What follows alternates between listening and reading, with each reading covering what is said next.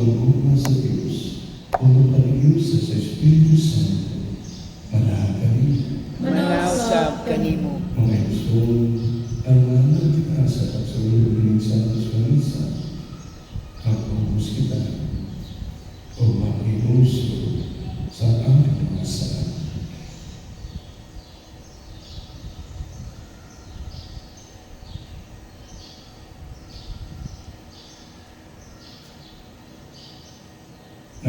Sagot sa ubong sa Diyos nga makagagaw sa tanan. O galing mga igsoon, kaya nga kalapat akong kakuyamon, sa una-una sa pulong sa buhat, o sa walang pagbuhat sa kinanglang buhaton. Kaya akong sala, akong dakong sala.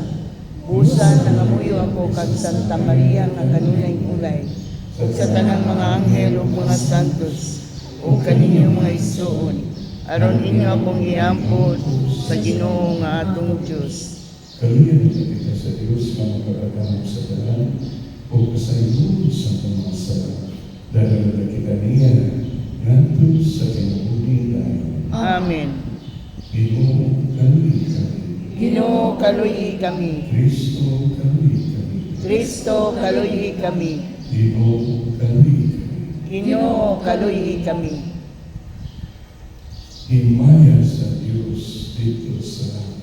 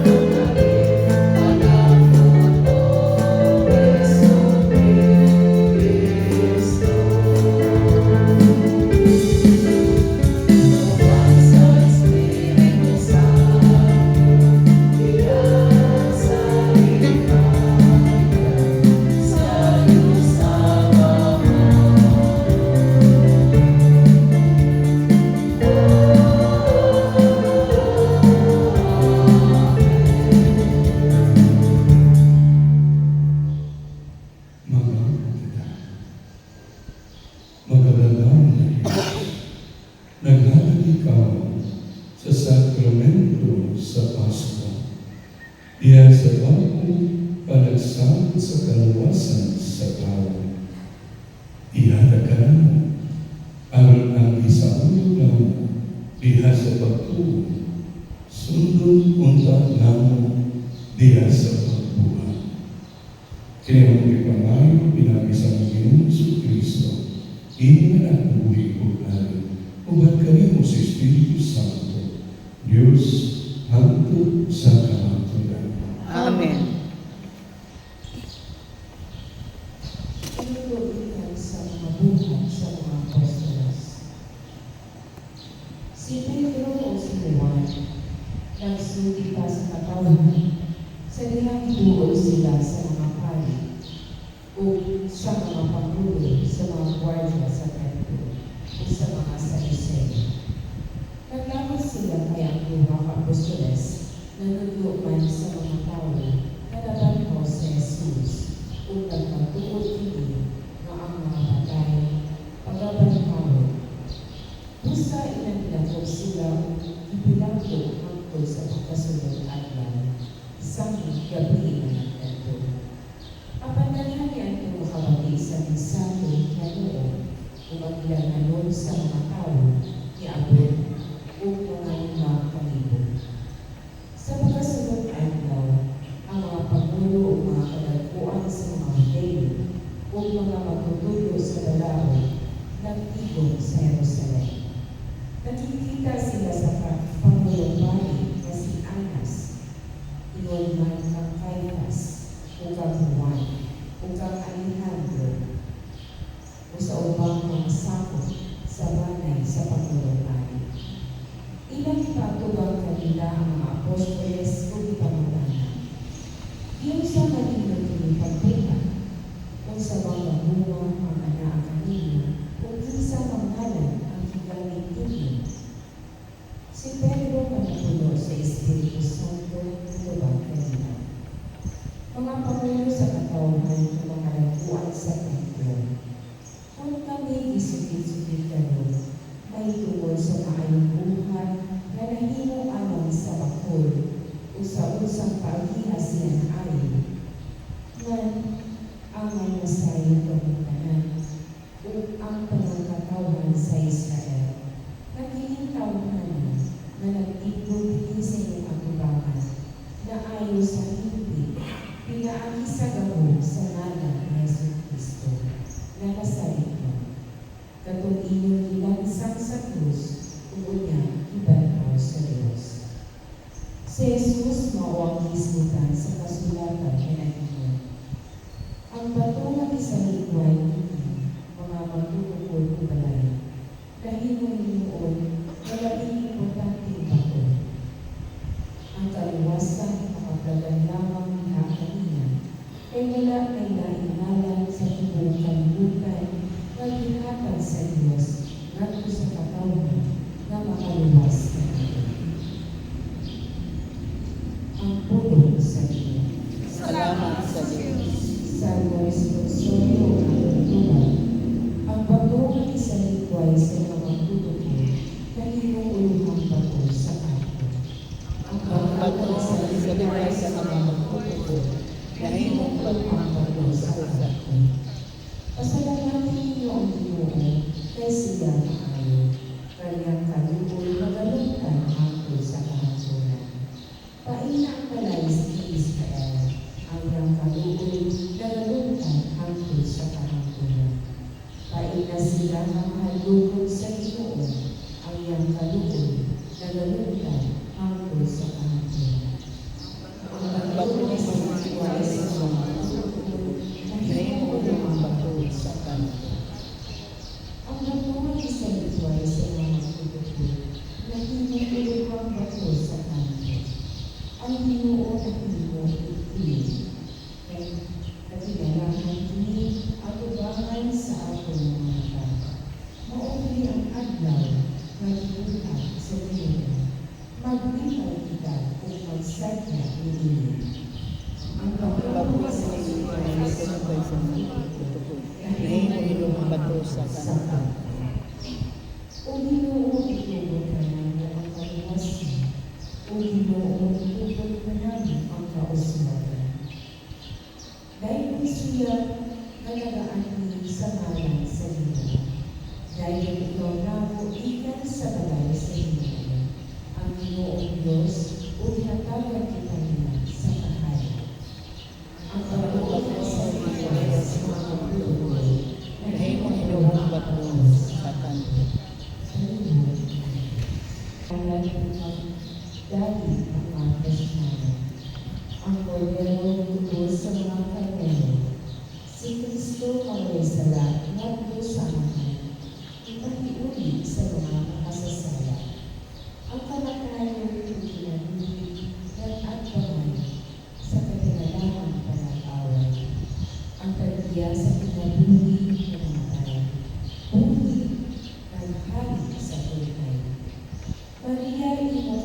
sultina. Usay iminakita sa dalan. Ang lubong ni Kristo kabuti.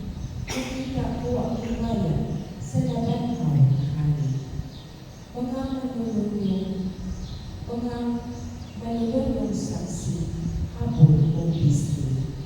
Si Kristo ang kalaunan na banhaw. Siya ngadto sa Galilea, mauna kanina pagkatao. Na si Kristo matuod na nabanhaw, sayo kami. Ikaw, hari, mananaod kami, ikaw kami. Amen. Alleluia.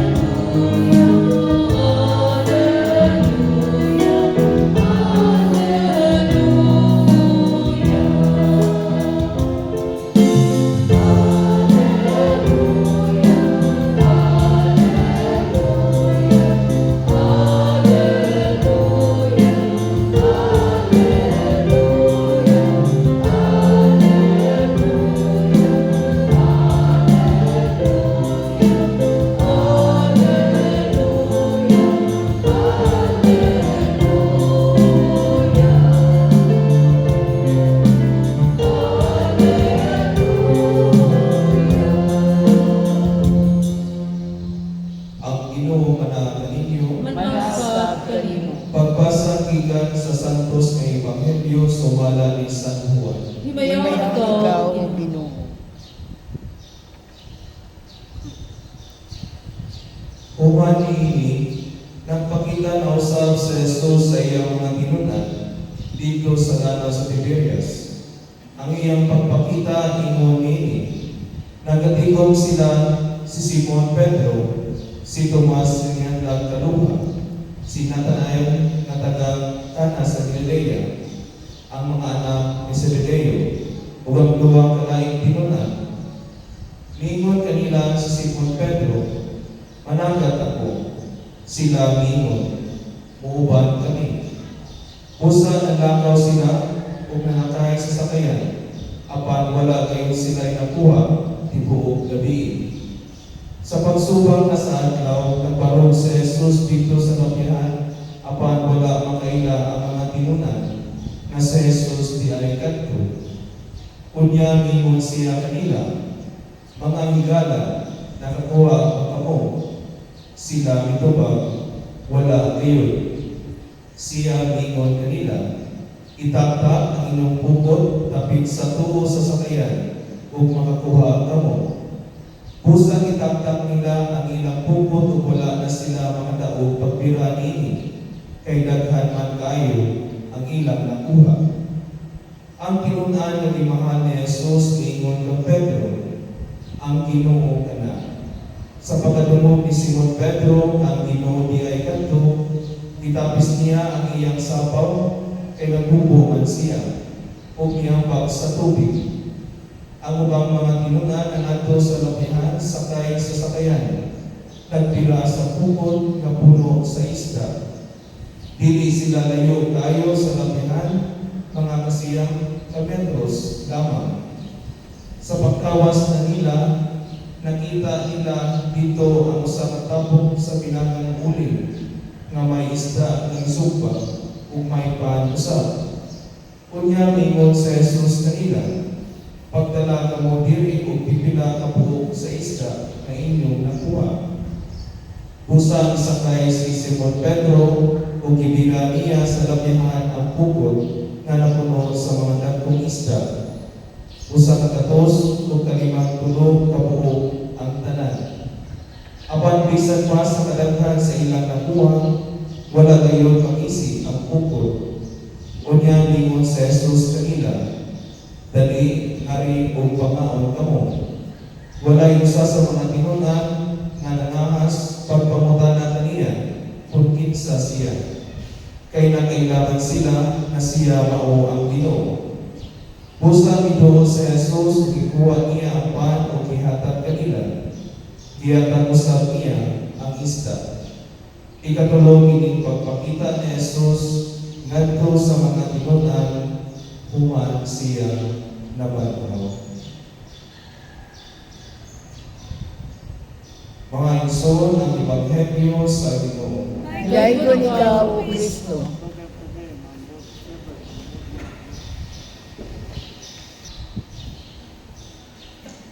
Ngayong buntag ka na pagkakas. Mayong buntag sa Father. Kung sa may lusutan niya, ang breakfast, sa ipasalundag ng mga isla, buwan. Yung nila, there was a studies made, mga tao na live longer have a healthy body. Kapag mga tao na nag-build up din sa lahat o daghang isda. Most of their diet is fish-based diet. So kapag mga tao na nag-build sa isla, palibutan ng tubig, dagat, o sa paon sa diyan na kaya ng isda, they live longer. Kung nila ang diet is fish-based diet. It was also proven dito sa Osaka, ako na island sa Japan, Okinawa, kita ng mga tao dito about 80 to 90 years old, plus 50 plus to 90 years old, plus kay most of their food is based on fish na diet. So, kung sige ka, karni, hindi nyo naman, wala yung daw kung lugay o healthy, balik na sa isla. So, ayaw ko yung sulat na parang asinan. Okay, soon, why do I started with the fish? Today is the gospel of the nakita as Jesus. Sanayin kayo siya, kumpista sa mga apostles sa tuwing nakuha dahil inyong dinig o pagmuman siya mismo ihatag sa kumpista diya sa mga apostles. Paniya ihatag gaan sila o isla o paano na iyang iandam. So, paano isla siya mismo iandam iyang ihatag sa mga apostles. Dito na ilan sila ni Kristo, pinahagi sa iyang pag-abi kanina, pag-awaka, ang ino, nari, mga kita. Ngayon, soon, opening the first early Christian symbol, isda. First early Christian symbol, isda. Dapat mga Christian symbolism, lagtan of Christian symbolism. Pero, lamukan, na po cross, na po ang dove. So, one of the earliest kayo is that because they will never forget. Ang ilang experience with Jesus dito sa Lake of Galilee, the Sea of Tiberias, and the River Jordan. Kung na ay lake, na ay river, na ay sea, na ay isda. Isda. So, and the fish became a symbol for Christians. Nabinibigyan ng mga una ng mga apostoles, ang mga nauna ng mga apostoles, mga fishermen. So, dali sila makarelate sa isda. So, yung pagkita is a church history, ang mga Kristiyano, when they were persecuted during the time of the Roman Empire, ang ilang ng code sila, mag-ilanay sila na Kristiyano kayo o dili, ang symbol sa isda. No? Ang simbolo sa isda. So, drawing kung usa, yung drawing sa ginana, sumpayin usa ka drawing sa usa ka kaon, no? Mag-complete ko nga isda, drawing sa isda, no? Sumpayin po doon, simple Facebook kay na drawing isda na. Para masiguro pag nila na Kristiyano silang duwa o tulong, ngita sila ko sa yun, matulong na sila. O kanang ikatulong, o kanang yan, gamay, turingan yung mata ang isda. Ang mata sa isda, gamay nga, krus. Sabi na, isda. O kanang mata, ang gamay nga, krus. So, all yan. So, the fish and the cross na mata sa isda. Sigurado silang tulong ng Kristiyano, di ay sila. Save sila. Ang usahay, ang isda, pinipulungin, simpulo sa mga pagano during that time. So, mga Greek, mga galinang ectus, ang word na ectus, tulad ka doon tala, kita daw sa mga chapels, sa mga Protestant, pupunta na sila ectus. Mauna ang abbreviation sa word na isda sa Greek. And later on, naiwan siya ang abbreviation sa ectus, Jesus, Son of God, Savior. So, research natin yung sa Google na so, mga ison, ay kalimot nga si mismo, si Kristo nag-agda kanila. Ngayon kamo, naribinhin, mga kita. So, pagkaon, ang sa langisa, mga naghatag o kinabuhi kanila mga apostoles. And that's what Christian should be. There is community, there is the table of life on ang altar, ananya, si Kristo kanato na siya mismo nag-agda siyang lawas o dugo. Siya mismo ang nag-agda kanato, let's eat together. Ngaling kamo, mga kita. Siya mismo ihatag sa pan o sa isda. Diritoon siya mismo hatag siya ng lawas o dugo kanatong tanan. Siya mismo ni sulti. Ngaling kamo, ani kamo kanato. Ano man? You know, katong mga apostoles wa isda lang sa lekto diri lunago diya sila nahandog iskapo pa payo sa syudad. Kita mas ni Kristo. And nahandog. Sunod niyan pagpakita kung nagtago na sila, nago siya nagpakita. Naman sa iyang pagpakita, kanila masulti yun siya ang peace beauty. Nagpakita sa ikatulog na rin ng iyang pagpakita kanila ng Maria Magdalena sa hardin, the garden of Gethsemane. Hindi ko lang po sa two disciples, the road to Emmaus. Nakailas na si Kristo kato sa iyang pagpikas-pikas na panunangabot sila. Yung karoon po sa Lake Tiberias, nakailan po sila kas ang ginong ka tungkol sa iyang pagkandang po sa pan o sa isla o nangamot sila. So, may soon na may ilahan si Kristo. May ilahan ang tumanaan Diyos kung kita nakatigong.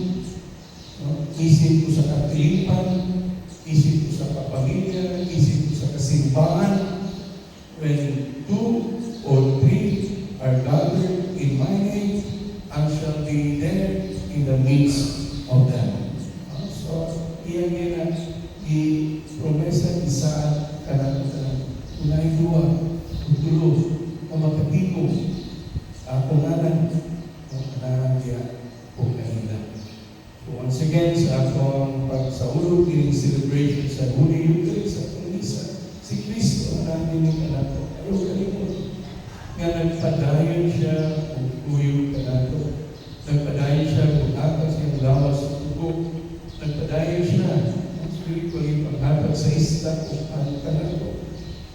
Para kita, tanan, will remain healthy, spiritually healthy. So, gilawang nato siya na mawagay maghatag nato o pinuod na kinabuhi o kalawasan.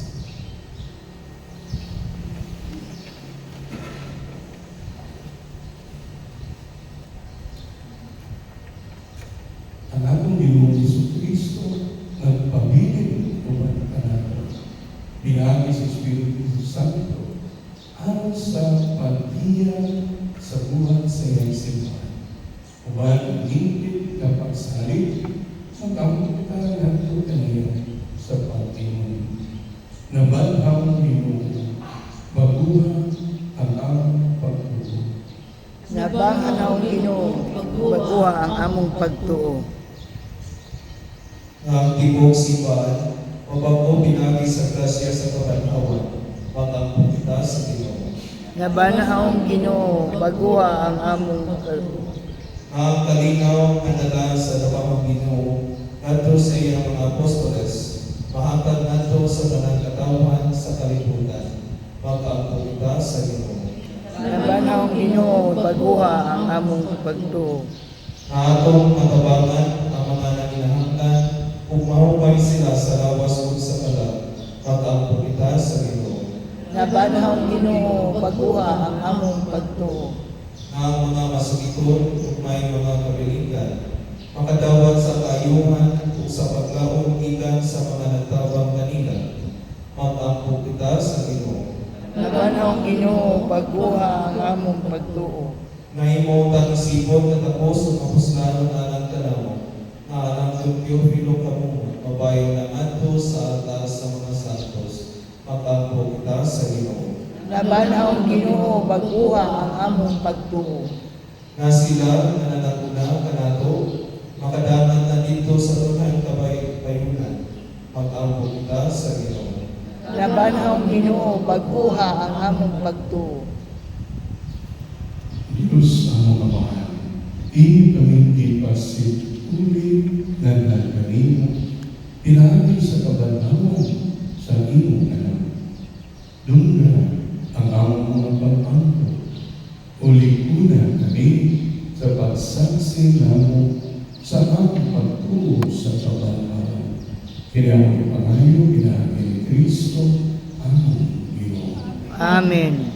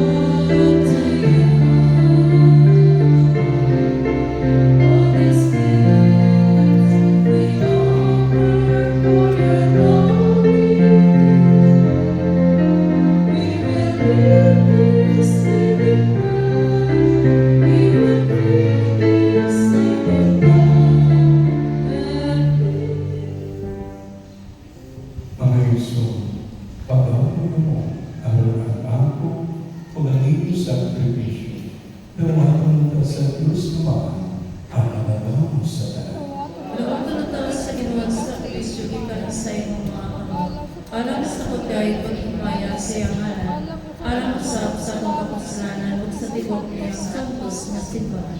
O Ginoo, hinggitan dinindihan ang mga higugmao panagbay-gubay sa mga gasa sa Pasko sa pagkabanaw. Luwas na kami sa pagpangita sa mga utang na lumalabay sa kinabuhi. O kabangin kami sa pagdigugma sa mga utang sa linganian sa langit. Kaya ang ipangayo, pinagi ni Kristo, ang Ginoo. Amen. Ang Ginoo na kami. Manausap kanimo. Ibayaw ang inyong mga kasitas. Amo nang gibayaw ngadto sa Ginoo. Magpasalamat kita sa Ginoo ang Diyos. Angay ug matarong. Santos kumakantos ng tunay, o makagabang sa tanan. Amay matang kayo, na mamalimayon kami sa pagdahil kanino sa tanang panahon. Ang labi na kayo, niiling at lawa na may manawan. Kanusa si Kristo, ihalad na ang sakripisyo sa Pasko. Siya ngayon ang matulog na kordero na nagawangtang sa mga sala sa kalimutan. Sa pagpapamatay, hinaglag niya ang among kamatayon o sa pagkabanhaw, ibuti niya ang among kinabuhi. Tungkulin iuban sa mga kanibay sa Pasko sa pagkabanhaw, nagmaya ang tibuok kalibutan. Umusa ang mga anghel sa kalangitan, niluyog pag-awit sa inyo sa imong himaya. Diya sa walay tulong na Panginoon. Santo, Santo, Santo sa Ginoo, Diyos sa kagahuman. Puno ang langit ug yuta sa imong himaya, husana sa kaitasan. Daigon ang nagaagi sa ngalan sa Ginoo, husana sa kaitasan. Santos ikaw, Ginoo, tuguran sa tanan ka santos. Ipadalay ang Espiritu ang pagsantos ng mga dasal. Amay mo kinialantanan na lawas o dugo ni Yesu Cristo, among Ginoo. Sa pagpasakit sa iyong pagalingon ni Kuha siya Paro, may pasalamat kanimo, pintikas o nihatag ni nanto sa mga pinunan o ni Imon. Dawata kinibig mo tanan o kaka. Kayo pili mo akong nawas na itugyan alam kanito.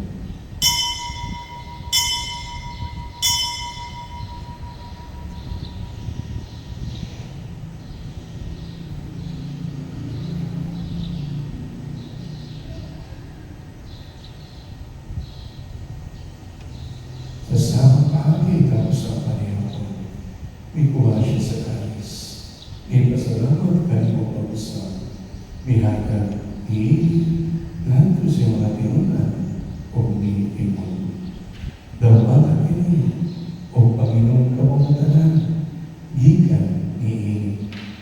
Kaya kini mo ang kali sa pagdugo, sa bawat tunay na kasabutan, ang dugo na iyula anak kanina o alam sa tanang mga tao. Ang mga sala, mapasay. Wala kini, ano pag-anong kanako.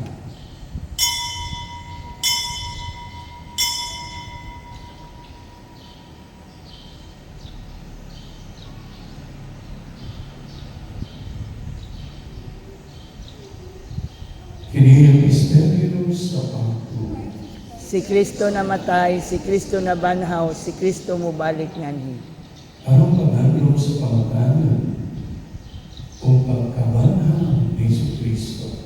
Naghahalad kami kanimo mga tinimpan sa kinabuhi o kami sa kalawasan. Nagsasawa kami kanimo tungkol kayo kami giisip na ngayon na matubag o maalagad kanimo. Imo na kami mga lawas sa lawas sa dugo ni Kristo, magkayo sa diya sa Espiritu Santo. Pinagdaginoong imo simbahan sa tibok kalibutan, imo mga mahingkit kami sa gugma, uban nililipo, obispo, o sa tanang mga pari. Pinunil sa among may suot na namatay, malumong mga sila, o ang tanang namatay, iyan sa mga kaluwi, dala sila tanan sa pagsulong, sa kahayan sa mga kaluwi, kaligtanan, mo kami agayan na makaambi sa kinabuhi tunay. Wani Maria, ang ina na ulay sa Diyos, umali San Jose, iyang bana, uban sa mga apostoles ni San Pedro, o sa tanang mga santos, nagdaguman si mong kabubuan, latas sa kabilan, uban kanila ikaw manayipon, o ang ikaw ay mayaman, pinagi ni Yesu Cristo, imo anak. Tinagi kaniya ang mga kaniya, ubiyak kaniya. Ihatag na kanimo, magagawang naman, biya sa kayo sa Espiritu Santo, ang tanang bumubugimay, hantod sa kaaturan. Amen. Magpapot kita ng mautuka ang himlalian, sumalat sa itulog na nato ni Jesus. Amahan namo ka na sa langit, pagdaygo ng imong ngalan, umabot ka namo ang imong gingharian, matuman ang imong pagbuot dinhi sa yuta mayngon sa langit. Ang kalano namo sa matag adlaw, ihatag ka namo karong adlaw, ug pasayloa kami sa among mga sala. Maingon nga nagapasaylo kami sa mga nakasala kanamo, ug dili mo kami itugyan sa mga panulay. Hinunua luwas na kami sa tanang gawtan. Malayo kami kanimo Ginoo, ngayon mo kami luwason sa tanadaonan. Hatagi kami sa kanina ang bilang panahon. Ang tinabangan sa mong kaluoy, mahal ka kanikanay sa sala, o may layo sa tanang kasamo, sabang nalapaabot kami mga naong sa pagbalik ni Jesucristo ang Manunus. Kayo man ang gingharian, ang gahom ug ang himaya, hangtod sa kahangturan. Ginoong Jesucristo na inukas sa iyong mga apostolos, ang kalinaw, ibilig ko kanina. Ang ako kalinaw, ihatag ko kanina. Ayaw dadawa ang mga sarap, kundi ang pagsalit sa imong simbahan. Kung sino sa imong kamugutan, hatagi kami sa imong kalinaw o kayusan. Ikaw uwi o ari, hantod sa kaaturan. Amen. Ang kalinaw sa Ginoo sa kanunay, marakanin. Manaw sa kanimo. Ipakita ka ang Panginoon.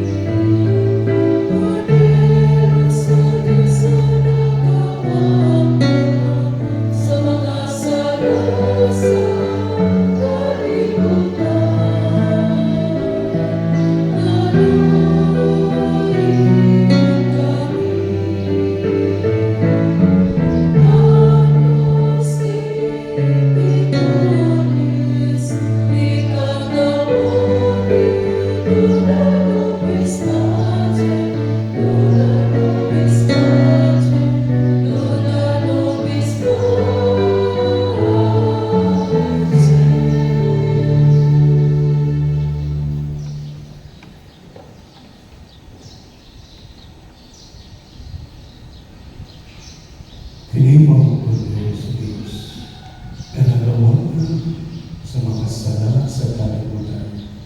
Mulahan ang gidali alang sa paihapon sa Ginoo. Ginoo dili ako angay nga mokalawat kanimo apan ipamulong lamang ug mamayo ako.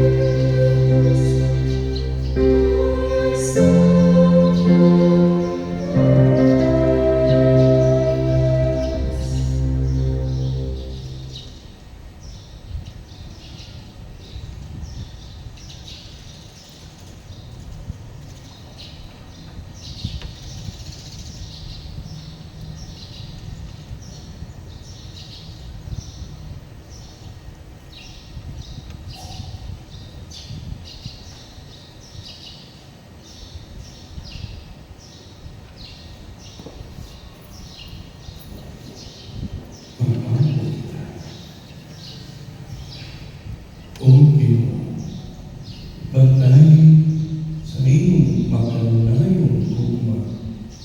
Kami na imong giluwas, ang kami na imong gitubos, pinahagi sa pagkasakit sa iyong anak, mga lipay sa iyong pagkabanal. Kaya ang ipangayo, pinahagi ni Kristo, among Ginoo. Amen. Ang ginumanakan Manausap kanimo. Urang panalangin sa Diyos na makalalangin sa tanan, Amahan, Wala, may Espiritu Santo. Amen. Dalan ng Santos Misa at kalinaw o hukman ni Kristo. Alleluia, Alleluia. Salamat sa Diyos. Hallelujah, hallelujah.